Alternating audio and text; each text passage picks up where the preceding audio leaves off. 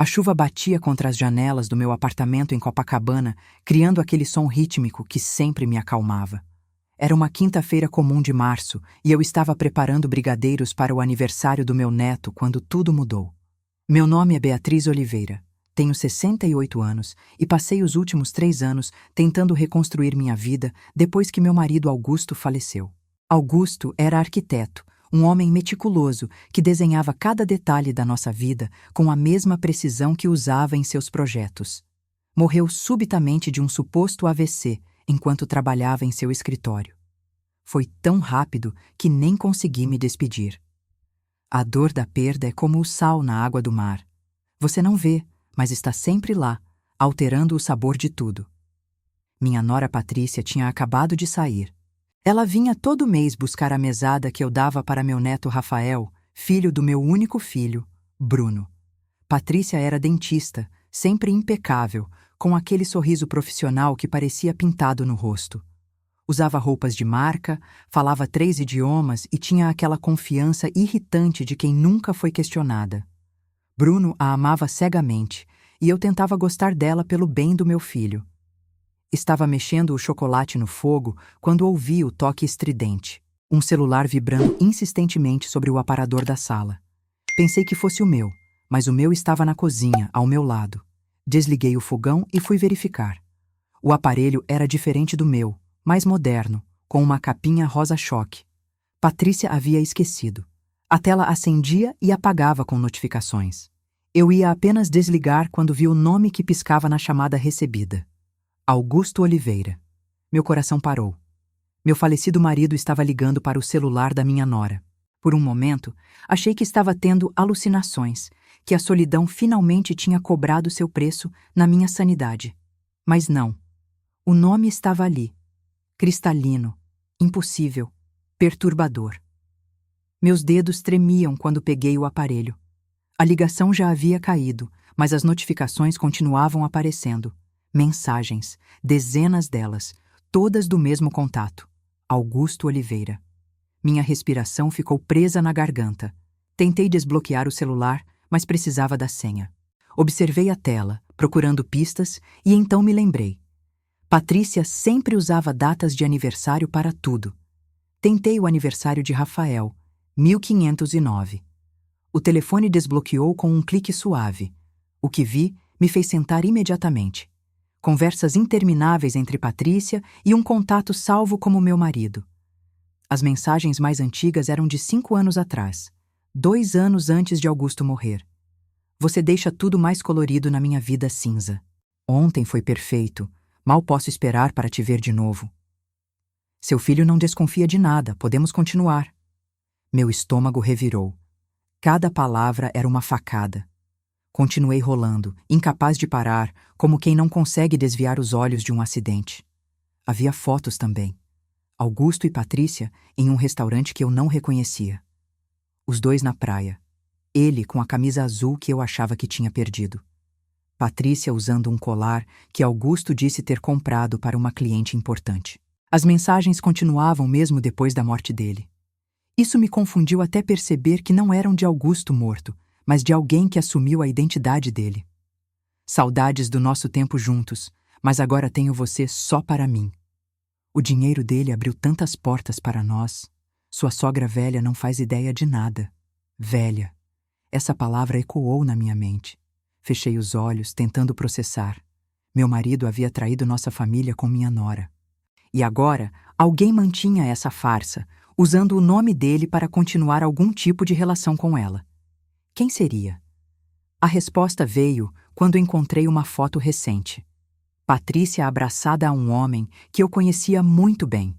Marcelo Santos, o sócio de Augusto no escritório de arquitetura. Marcelo tinha sido um dos primeiros a me consolar quando Augusto morreu. Trouxe flores, organizou o funeral, ajudou com a papelada. E o tempo todo estava por trás daquele celular, fingindo ser meu marido morto para manter um caso com minha nora. A traição tinha camadas, como uma cebola podre que quanto mais você descasca, pior fica o cheiro. Continuei investigando o telefone. Encontrei transferências bancárias, extratos de uma conta que eu não conhecia. Augusto tinha movimentado quantias enormes nos meses anteriores à sua morte. 200 mil reais para uma conta em nome de Patrícia. 100 mil para Marcelo. Havia e-mails sobre um apartamento em Barra da Tijuca, comprado sem meu conhecimento, registrado em nome de uma empresa fantasma. Então vi algo que fez meu sangue gelar. Uma conversa entre Patrícia e Marcelo de 3 anos atrás, logo após o funeral. Funcionou exatamente como planejamos. O remédio para a pressão fez o trabalho. Agora esperamos um tempo e dividimos tudo. Meu marido não tinha morrido de causas naturais. Ele tinha sido assassinado. Sentei ali na sala, segurando aquele celular como se fosse uma granada prestes a explodir. A chuva continuava caindo lá fora, mas eu mal conseguia ouvir. Dentro de mim, havia apenas silêncio e uma raiva fria começando a se formar. Não era o tipo de raiva que grita e quebra coisas. Era calculista, paciente, mortal. Se eles achavam que uma viúva de 68 anos seria uma vítima fácil, estavam prestes a descobrir o quanto estavam enganados. Tirei fotos de tudo. Cada mensagem, cada foto, cada transferência. Salvei em 3 lugares diferentes: meu e-mail, um pendrive e a nuvem. Depois, limpei o histórico do celular de Patrícia para que ela não soubesse que eu tinha acessado.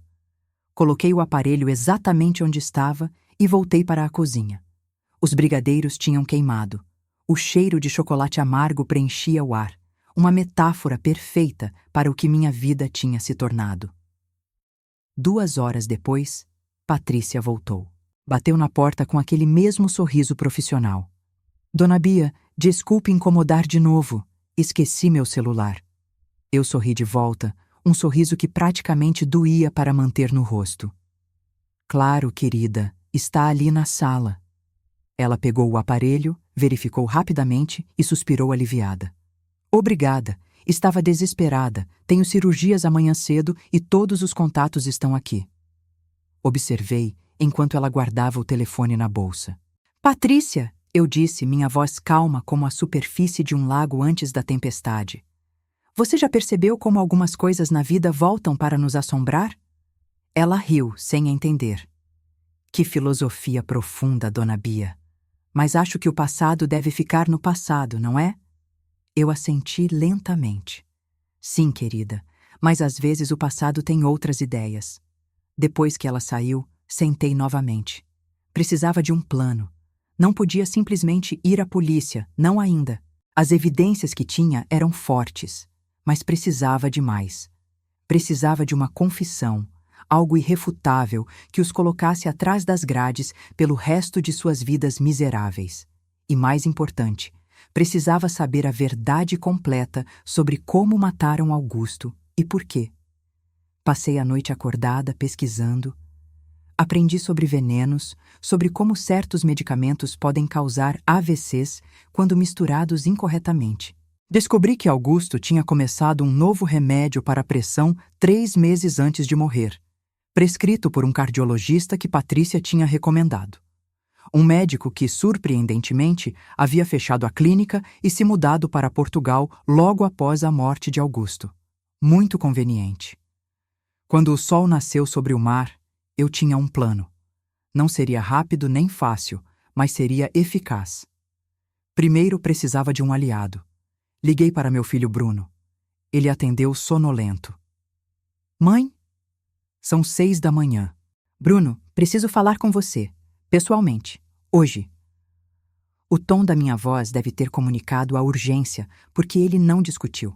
Estarei aí em 1 hora. Quando Bruno chegou, preparei café e sentamos na varanda. Ele parecia cansado, as olheiras fundas de quem trabalha demais como engenheiro em uma empresa de petróleo. Mãe, o que aconteceu? Você está me assustando. Respirei fundo. Preciso te mostrar algo. Mas antes, preciso que prometa que vai me ouvir até o final sem interromper. Pode fazer isso? Ele assentiu, confuso. Mostrei tudo. As fotos no meu celular, as mensagens, as transferências. Vi a cor sumir do rosto dele gradualmente, como tinta sendo lavada pela chuva. Quando terminei, Bruno estava tremendo. Isso não pode ser verdade. Patrícia jamais faria isso. Meu pai jamais. Sua voz falhou. Bruno, eu disse gentilmente. Eu sei que dói, mas a evidência está aqui. E há mais. Eu acredito que eles mataram seu pai. Ele levantou bruscamente, derrubando a xícara de café. Não! Mãe, você enlouqueceu! Papai morreu de AVC. Todos os médicos confirmaram. Médicos que Patrícia escolheu, eu retruquei. Um cardiologista que desapareceu logo depois. Pense, Bruno. Seu pai estava saudável, fazia exercícios, não tinha histórico na família. E, de repente, 3 meses depois de começar um novo medicamento recomendado pela sua esposa, ele morre? Bruno afundou na cadeira, a realidade começando a perfurar sua negação. Por quê? Por que ela faria isso? Nós temos uma boa vida, Rafael. Nossa família. Dinheiro, eu disse simplesmente. Seu pai tinha muito dinheiro que ninguém sabia. Contas secretas, propriedades. E Patrícia queria tudo, junto com Marcelo. Mencionei o sócio e vi a compreensão final nos olhos de Bruno. Marcelo, ele estava sempre por perto, até demais. Passei as próximas horas convencendo meu filho. Mostrei cada detalhe, cada conexão. Eventualmente, a negação deu lugar à raiva, e a raiva à determinação. O que fazemos agora? Ele perguntou. Precisamos de mais provas, eu disse. Precisamos deles confessando, e eu tenho um plano. Os dias seguintes foram uma atuação digna de prêmio. Continuei sendo a sogra gentil e esquecida, a avó amorosa, a viúva triste que mal conseguia cuidar de si mesma. Nas reuniões de família, sorria para Patrícia, elogiava seu trabalho, perguntava sobre o consultório. Ela não suspeitava de nada. Por que suspeitaria? Para ela, eu era apenas uma velha tola vivendo de memórias. Bruno tinha aceitado fazer parte do plano, embora cada interação com Patrícia o destruísse por dentro. Ele contou que começou a prestar atenção em pequenos detalhes, como ela sempre desviava o olhar quando falavam de Augusto, como encontrava desculpas para visitar o antigo escritório de arquitetura onde Marcelo ainda trabalhava, como gastava dinheiro além do que ganhavam. Minha primeira jogada foi contratar um investigador particular. Não qualquer um, mas alguém recomendado por uma amiga cuja filha havia passado por um divórcio complicado. O investigador, um homem chamado Roberto Ferreira, era discreto e eficiente. Em 2 semanas, ele trouxe informações que confirmaram minhas piores suspeitas. Marcelo e Patrícia se encontravam regularmente em um flat no Leblon, sempre às terças-feiras quando Bruno estava em viagem de trabalho. Roberto conseguiu fotos deles entrando e saindo juntos, sempre cautelosos, mas não cautelosos o suficiente. Mais importante, ele descobriu que o apartamento em Barra da Tijuca estava de fato em nome de uma empresa fantasma criada por Augusto, mas que após sua morte, a propriedade havia sido transferida para Marcelo através de documentos que pareciam ter assinaturas falsificadas. Há algo mais, Roberto disse durante nosso encontro em uma cafeteria discreta no Flamengo. O cardiologista que tratou seu marido, Dr. Henrique Campos, não está em Portugal. Está morto. Suicídio aparente, 6 meses depois da morte de Augusto. Mas as circunstâncias foram estranhas o suficiente para a polícia investigar brevemente antes de arquivar o caso por falta de evidências. Meu sangue gelou. Eles mataram o médico também? Roberto deu de ombros. Não posso provar, mas os padrões são sugestivos, doutor. Campos deixou uma carta dizendo que não conseguia viver com a culpa de erros médicos, mas sua família insistiu que ele não estava deprimido. E adivinhe quem foi uma das últimas pessoas a vê-lo vivo? Marcelo Santos, supostamente para discutir uma renovação do consultório. Cada revelação era mais sombria que a anterior.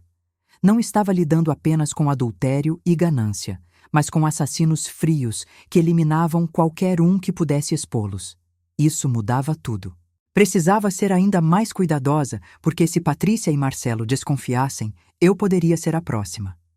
Minha segunda jogada foi mais audaciosa. Liguei para Marcelo diretamente, usando a desculpa de que precisava esclarecer alguns detalhes sobre o escritório de Augusto para questões de imposto de renda. Ele pareceu nervoso ao telefone, mas concordou em me encontrar. Escolhi um restaurante movimentado em Ipanema, onde nos encontramos em uma tarde chuvosa de abril. Marcelo tinha aquela aparência de quem se esforça demais para parecer confiável. Terno bem cortado, relógio caro, sorriso ensaiado. Dona Beatriz, é sempre um prazer vê-la. Sinto falta de Augusto todos os dias. Eu sorri docemente. Eu também, Marcelo. Vocês eram tão próximos. Às vezes penso que você sabia mais sobre a vida dele do que eu mesma. Vi um lampejo de algo em seus olhos, medo talvez, mas ele manteve a compostura. Éramos sócios há 15 anos, mas nunca tão próximos quanto você e ele, claro. Inclinei-me ligeiramente. Engraçado você dizer isso. Recentemente encontrei alguns documentos que não reconheço. Transferências, propriedades. Você saberia me explicar? Marcelo ficou pálido, mas recuperou-se rapidamente. Augusto tinha muitos investimentos. Posso revisar os papéis se quiser. Seria ótimo, eu disse, mantendo meu tom inocente. Especialmente os relacionados àquele apartamento em Barra. O que está em nome de... Como é mesmo? Ah, sim. Construtora Horizonte Liteda. Você conhece essa empresa? O silêncio que se seguiu foi delicioso. Marcelo bebeu água, limpou a garganta. Preciso verificar meus arquivos. Posso ter alguma informação? Por favor, faça isso, eu disse, me levantando. Ah, e Marcelo, se encontrar algo interessante, avise Patrícia também. Tenho certeza de que ela gostaria de saber sobre os negócios do sogro. Ao mencionar Patrícia, vi o pânico genuíno em seu rosto. Ele sabia que eu sabia, ou pelo menos suspeitava. Saí do restaurante satisfeita.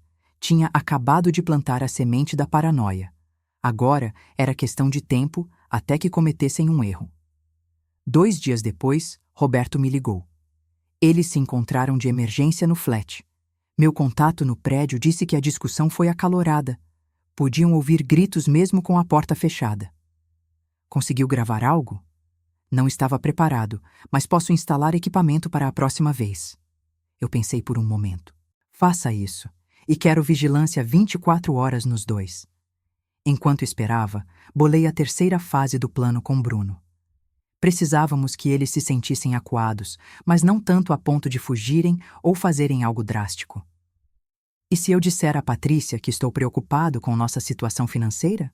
Bruno sugeriu. Que preciso de acesso às contas antigas do papai. Não, eu disse. Isso pode soar muito específico. Mas e se eu disser que vou vender o apartamento de Copacabana? Que preciso liquidar todos os bens de Augusto para me mudar para algum lugar menor? Bruno entendeu imediatamente. Isso forçaria uma auditoria completa dos bens dele. Eles teriam que agir. Exatamente. E quando agissem, estaríamos esperando. Anunciei minha suposta decisão em um almoço de domingo. Toda a família estava presente, incluindo Patrícia, Marcelo, que eu tinha convidado estrategicamente, e Rafael. Tenho pensado muito, eu comecei, minha voz trêmula de forma proposital. Este apartamento é grande demais para mim. Tem muitas memórias. Decidi vendê-lo e me mudar para algo menor, talvez em Niterói, perto da minha irmã. Patrícia quase engasgou com o vinho. Dona Bia, isso é muito repentino, tem certeza? Absoluta, eu disse. E para fazer isso corretamente, preciso organizar todas as finanças de Augusto. Bruno vai me ajudar a contratar um contador para revisar absolutamente tudo, incluindo propriedades, investimentos, tudo. Marcelo tinha parado de comer. Seus olhos se moviam nervosamente entre mim e Patrícia. Dona Beatriz, se precisar de ajuda com os documentos do escritório... Não será necessário. Eu interrompi gentilmente. Já contratei uma empresa especializada. Eles vão examinar cada transação dos últimos 6 anos. Quero ter certeza de que tudo está em ordem antes de vender. O restante do almoço foi tenso. Patrícia e Marcelo trocavam olhares que poderiam iniciar incêndios. Quando todos foram embora, Bruno ficou. Eles vão entrar em pânico, ele disse. Esse é o plano, eu respondi. Gente desesperada comete erros. Não demorou. Na manhã seguinte, Roberto ligou. Patrícia foi ao banco às 6 da manhã assim que abriu. Tentou acessar uma conta conjunta que tinha com seu marido, mas foi bloqueada. Ela ligou para Marcelo imediatamente depois. Ótimo, eu disse. E o apartamento em Barra? Marcelo foi até lá ontem à noite. Ficou por 2 horas. Meu contato disse que parecia estar procurando algo. Estava funcionando. Eles estavam tentando limpar evidências, mover dinheiro, cobrir rastros, mas cada movimento desesperado apenas criava mais provas. Roberto estava documentando tudo. A quebra que eu esperava veio 3 dias depois. Recebi uma ligação anônima. A voz era claramente distorcida por algum aplicativo. Pare de investigar as finanças de Augusto. Não é seguro para você, nem para sua família. Desliguei sem responder. Bruno estava comigo e ficou branco. Mãe, isso é uma ameaça direta. É desespero, eu corrigi. Significa que estamos perto, muito perto. Mas Bruno tinha razão em se preocupar. Na noite seguinte, enquanto eu dormia, ouvi um barulho na cozinha. Acordei e, silenciosamente, peguei o taco de beisebol que tinha começado a manter ao lado da cama. As lições de autodefesa que tinha começado secretamente a fazer estavam prestes a ser testadas. Caminhei pelo corredor, o coração batendo forte. A porta da cozinha estava entreaberta. Podia ver uma sombra se movendo. Quando acendi a luz, gritei. Não por medo, mas por raiva pura. Marcelo estava ali, vestido de preto, vasculhando minhas gavetas. Ele congelou como um animal pego na luz dos faróis. Dona Beatriz, eu posso explicar... Explicar o quê? Eu avancei com o taco. Explicar por que está invadindo minha casa no meio da noite? Ou explicar por que matou meu marido? O sangue sumiu do rosto dele. Eu não... Você não entende. Entendo perfeitamente, eu disse, minha voz fria como gelo. Vocês o mataram pelo dinheiro. Envenenaram ele com medicação adulterada e agora estão tentando esconder as evidências. Mas sabe o que, Marcelo? Cada movimento seu nas últimas semanas foi documentado. Cada ligação, cada encontro, cada transação bancária. Marcelo olhou para a porta, calculando se conseguiria escapar. Mas eu tinha preparado para isso também. Bruno entrou pela sala, bloqueando a saída. Ele tinha uma chave reserva e estava esperando lá fora no caso de algo acontecer, exatamente como planejamos. Acabou, Marcelo, Bruno disse, a voz cheia de dor e fúria. Você matou meu pai e dormiu com minha esposa, e agora vai pagar por tudo. Marcelo entrou em pânico. Começou a falar atropeladamente. Não foi ideia minha, foi tudo a Patrícia. Ela planejou tudo, eu só ajudei porque... Ele parou percebendo o que tinha acabado de admitir. Eu tinha meu celular na mão, gravando cada palavra. Continue, eu disse calmamente. Conte-nos tudo, e ele contou. Como Patrícia o seduziu 2 anos no casamento com Bruno, como ela descobriu sobre o dinheiro escondido de Augusto, como planejaram por meses a morte dele. O doutor Campos tinha sido coagido a prescrever a medicação errada, ameaçado com a exposição de uma relação anterior inapropriada com uma paciente. Quando o médico começou a sentir remorso e ameaçou confessar, Marcelo o eliminou, fazendo parecer suicídio.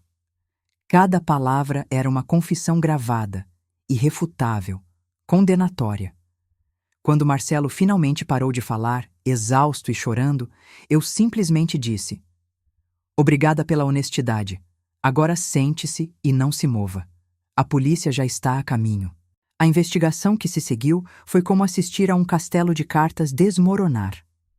Com a confissão de Marcelo e as evidências que Roberto e eu tínhamos coletado, a polícia reabriu não apenas o caso da morte de Augusto, mas também o suposto suicídio do Dr. Campos.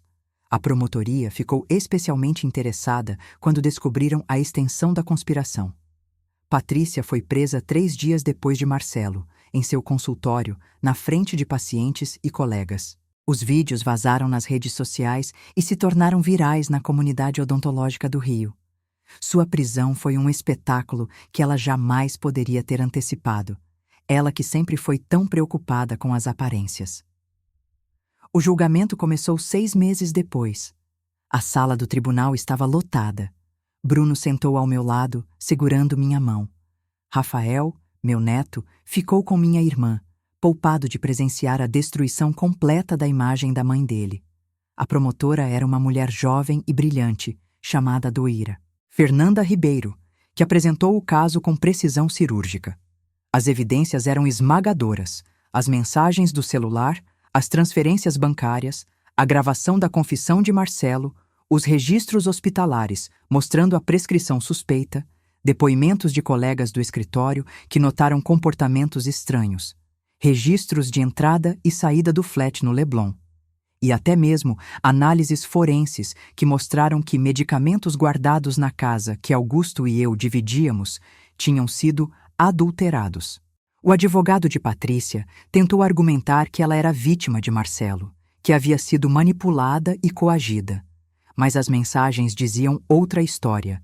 Havia uma em particular, enviada semanas antes da morte de Augusto, que destruiu qualquer defesa de inocência. Mal posso esperar para ser livre dele.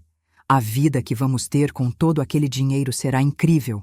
Durante seu depoimento, Patrícia tentou manter a compostura, mas quando a promotora a pressionou sobre Rafael, sobre como destruiu a vida do próprio filho, ela desmoronou. "Eu fiz isso por nós", ela gritou, olhando para Bruno. "Você nunca ganharia dinheiro suficiente. Seu pai tinha milhões escondidos enquanto vivíamos com seu salário medíocre. Era injusto." O silêncio no tribunal foi absoluto. Até o juiz pareceu chocado com a frieza da confissão. Bruno apertou minha mão com tanta força que doeu, mas não reclamei. Aquela dor física era nada comparada ao que ele estava sentindo.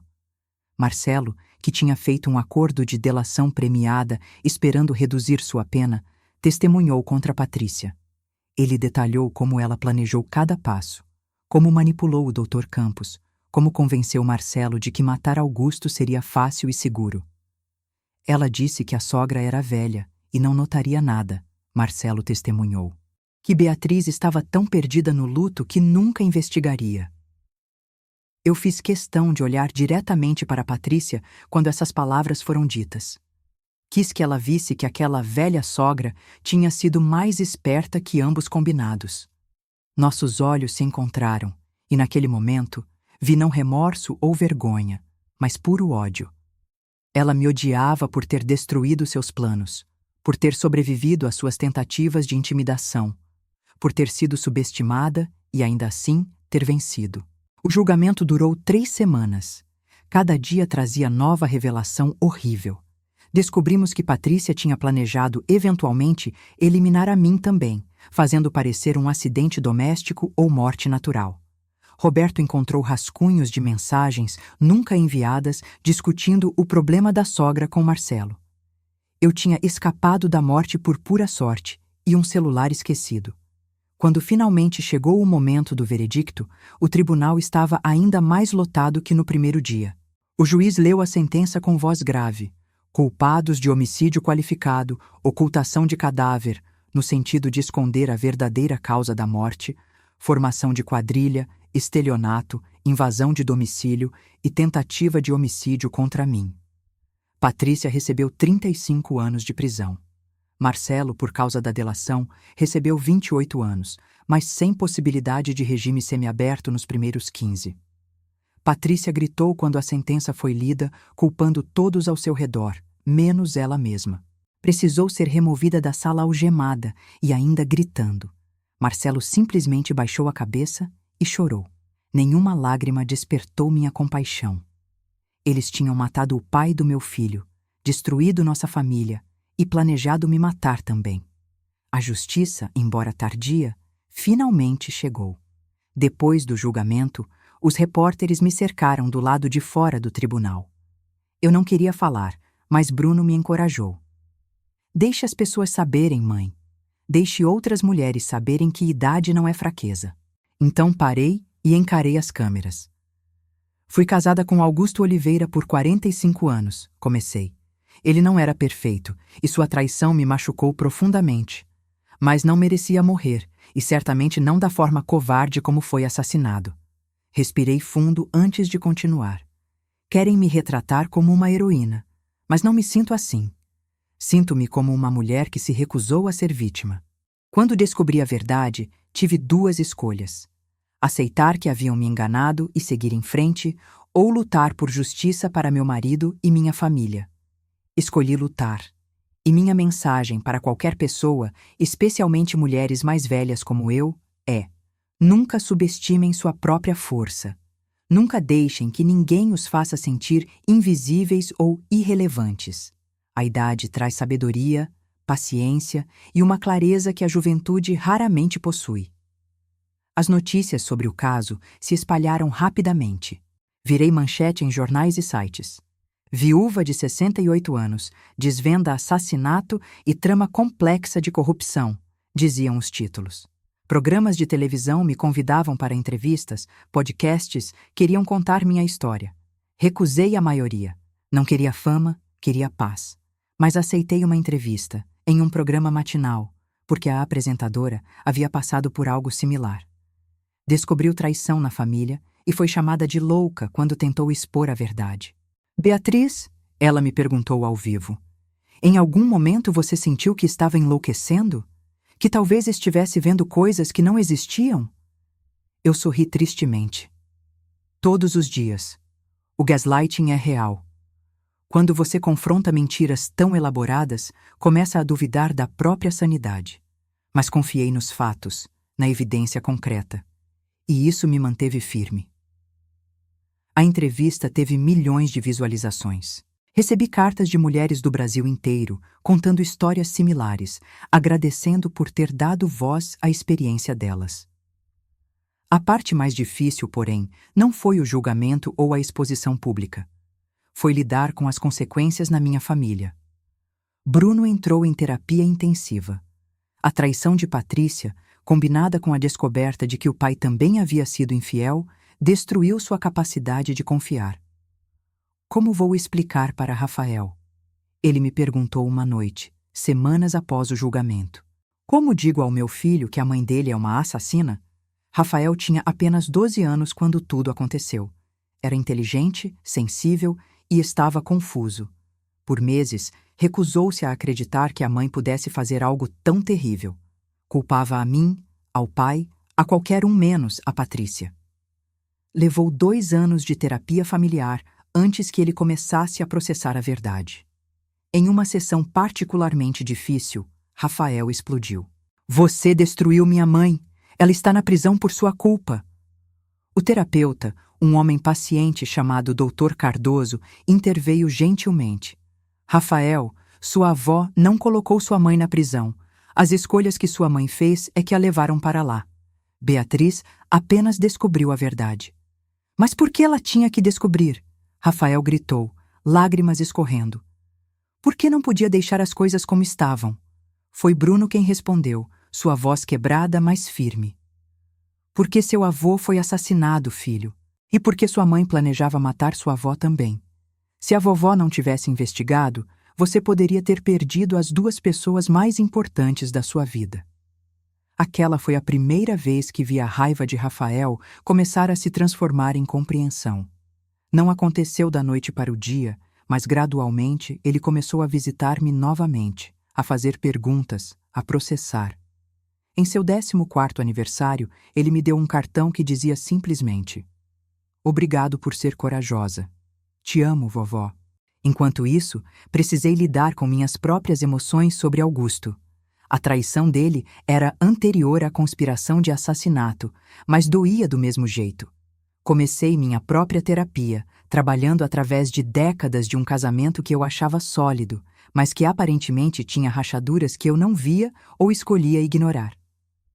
Você sente raiva dele? Minha terapeuta, doutora Lúcia, perguntou em uma sessão. Constantemente, admiti. Raiva por ter me traído, por ter escondido dinheiro, por ter criado a situação que levou à própria morte. Mas também sinto tristeza. Tristeza pela vida que poderíamos ter tido se ele tivesse sido honesto. E culpa. Culpa? Doutora Lúcia inclinou-se. Por quê? Por não ter percebido. Por ter sido tão... cega. Todos os sinais estavam lá, e eu ignorei todos eles. Ela balançou a cabeça.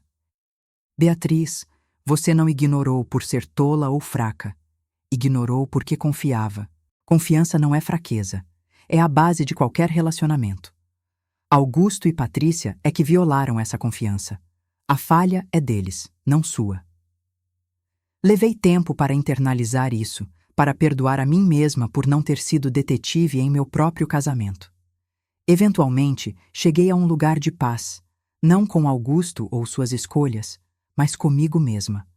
Aprendi que podemos amar alguém profundamente e ainda reconhecer suas falhas. Que podemos sofrer por alguém e ainda ficar com raiva deles. Que o luto é complexo, especialmente quando a pessoa que você perdeu não era quem você pensava que era.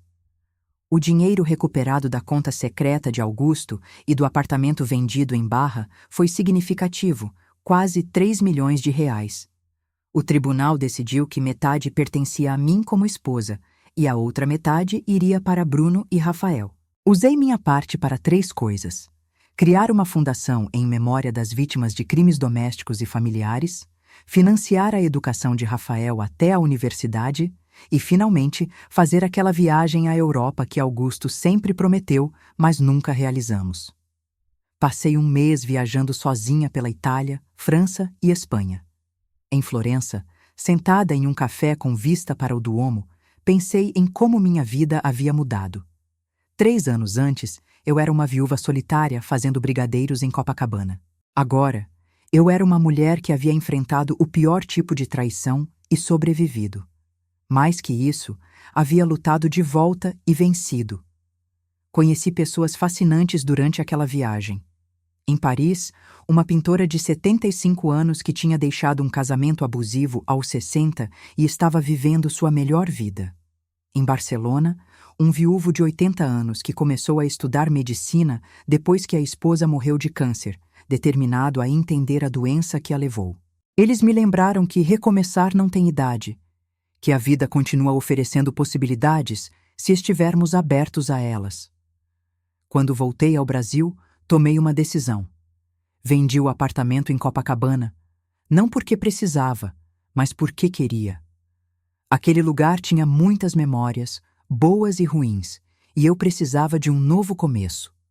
Comprei uma casa menor em Santa Teresa, com vista para a cidade, um jardim onde podia plantar, e espaço suficiente para quando Bruno e Rafael me visitassem.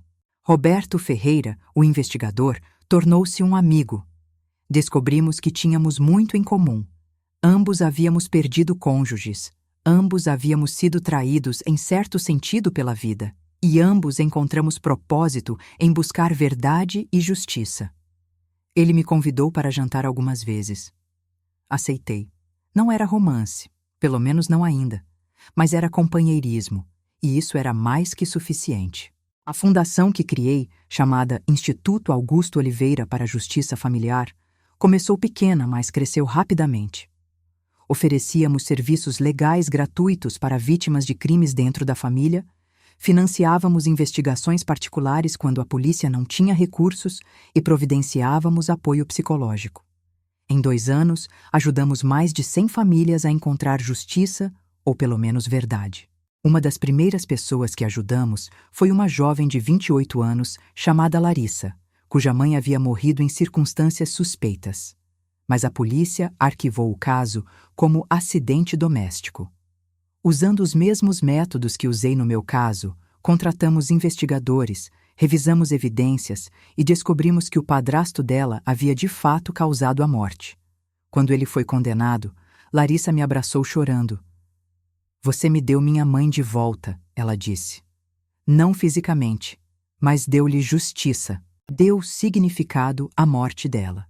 Esses momentos me lembravam por que tinha lutado tão duro, não apenas por Augusto ou por mim, mas por todas as vítimas silenciosas, por todas as histórias não contadas, por todas as injustiças escondidas atrás de portas fechadas e sorrisos falsos. 5 anos após o julgamento, recebi uma carta. Era de Patrícia, da prisão. Minha primeira reação foi jogar fora sem ler, mas a curiosidade venceu. A carta era curta. "Beatriz, sei que não mereço seu perdão e não estou pedindo, mas preciso que saiba que penso todos os dias no que fiz. Não apenas a Augusto, mas a Rafael, a Bruno, a você. Destruí minha própria família por ganância e egoísmo. Vivo com isso a cada segundo. Se houver algo após esta vida, sei que enfrentarei julgamento, Mas nesta vida, queria apenas dizer que sinto muito. Não espero resposta. Patrícia. Mostrei a carta a Bruno. Você vai responder? Ele perguntou. Pensei por um longo momento. Não. Não há nada que eu possa dizer que mudaria algo. Ela tem que viver com suas escolhas, assim como eu tive que viver com as consequências delas. Guardei a carta em uma gaveta e nunca a reli. Perdão não significava esquecer, e algumas feridas eram profundas demais para cicatrizar completamente. Rafael, agora com 17 anos, estava se preparando para a universidade. Queria estudar direito, especializar-se em direito penal. Por causa de tudo o que aconteceu? Perguntei quando ele me contou. Ele pensou antes de responder. Sim e não. Sim, porque vi como o sistema de justiça pode funcionar quando as pessoas certas estão envolvidas, mas também porque percebi que há muitas histórias como a nossa. Muitas famílias destruídas por mentiras e crimes. Quero ajudar a consertar isso. Meu peito inchou de orgulho. De toda a dor e trauma, algo bom havia emergido. Uma nova geração determinada a fazer a diferença, a não aceitar injustiça silenciosamente. Rafael seria um advogado incrível. Eu tinha certeza disso. Em uma noite de dezembro, 7 anos após encontrar aquele celular na minha sala, sentei na varanda da minha casa em Santa Teresa. A cidade brilhava abaixo, as luzes cintilando como estrelas terrestres. Bruno estava dentro, preparando o jantar. Rafael estava na sala, estudando para o vestibular. Roberto chegaria em breve para juntar-se a nós. Pensei em tudo o que havia perdido. Meu marido, embora agora soubesse que quem eu perdi não era realmente quem eu pensava que era. Minha inocência sobre a natureza humana, anos de paz que foram roubados por descobertas terríveis. Mas também pensei no que havia ganho. Força que não sabia que possuía. Um relacionamento mais profundo e honesto com meu filho. O respeito do meu neto. Novos amigos e aliados. Um propósito que ia além de mim mesma. A vida tem um jeito estranho de se desdobrar. Um celular esquecido havia mudado tudo. Havia explodido a realidade que eu conhecia e forçado-me a confrontar verdades terríveis. Mas também havia me libertado da ilusão, da mentira confortável, da ignorância que achava que era felicidade. Se pudesse voltar no tempo, impediria o que aconteceu? Salvaria Augusto, mesmo sabendo de sua traição? Evitaria que Patrícia entrasse em nossas vidas? Honestamente, não sei. Porque evitar aquilo significaria nunca ter descoberto minha própria força, nunca ter criado o instituto que agora ajudava tantos outros, nunca ter desenvolvido o relacionamento autêntico que agora tinha com Bruno e Rafael. O trauma nos transforma. Pode nos destruir ou nos reconstruir mais fortes. Eu escolhi a reconstrução. Não foi fácil, não foi rápido, e houve dias em que queria desistir. Mas persistir valeu a pena. Bruno saiu na varanda com 2 copos de vinho. No que está pensando, mãe? Sorri para ele. Enquanto mudamos, enquanto sobrevivemos. Ele tocou seu copo no meu. Mais que sobrevivemos. Prosperamos. E ele estava certo. Contra todas as probabilidades, contra a escuridão que tentou nos consumir, nós havíamos prosperado.